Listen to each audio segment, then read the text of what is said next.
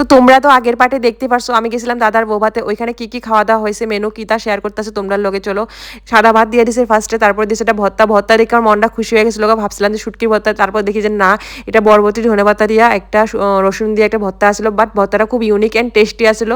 তারপর দিচ্ছে এটা কিন্তু কারি পাতার বড়া, বাঁধাকপির বড়া না, কিন্তু এটা দিচ্ছে কারি পাতার বড়া দিছে, ডাল দিছে আর কুমড়া ভাজি দিছে। তারপর আরও একটা ইউনিক রেসিপি দিছে, ইউনিক মেনু, এটা হচ্ছে তোমার পাতুরি দিছে, এটা হলো ভেটকি মাছের পাতুরি। তাও সচরাচর কিন্তু রুই মাছ বা কাতলা মাছের পাতুরি খায় বা ইলিশে খায়, এটা হলো ভেটকি মাছের পাতুরি। পুরা খুব খুব টেস্টি হয়েছিল, পুরো মুখে লাগিয়ে রয়েছে।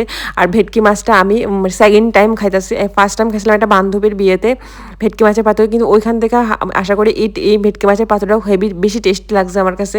কিন্তু ওইটা যেটা খাইছিলাম প্রথমবারে ওটা কিন্তু ভুললাই গেছে কোন সময় কী তা খাইছি।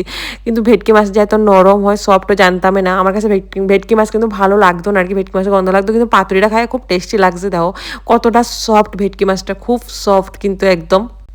দেন তারপরে দিয়ে দিছে এখানে কাতলা মাছ, কিন্তু কাতলা মাছ তো আমি খাইতাম না, এলাকা ভাইরে দিয়ে দিতেছে, কারণ আমার বড় মাছ খাইতে ভালো লাগে না। তারপর একটা মিক্স ভেজ দিছে, দেখো আলু দিয়া ফুলকপি দিয়ে একটা মিক্স ভেজ গাজর টাজর দিয়া। তারপর দিয়ে দিছে মাটন, সেটা মেইন একদম, পাঁপড় দিছে, স্যালাড দিছে, দেখো। তো মাটনটা দিয়ে ভাত খাই নিছি। তারপর দিছে একটা গোলাপ জামুনটাও খাইয়া নিছি। সাদা মিষ্টি দিলে কিন্তু আমি নিতাম না, গোলাপ জামুন যেহেতু দিচ্ছে তাই এলে খাই নিছি, কিন্তু গোলাপ জামুন কয় না, এখানে কয় লাল মন। আর মানুষের কাণ্ড দেখো, আমরা খানা শেষ হবার আগে লাইন ধরে দাঁড়ায় রয়েছে আমরা উড়ানোর লেগে।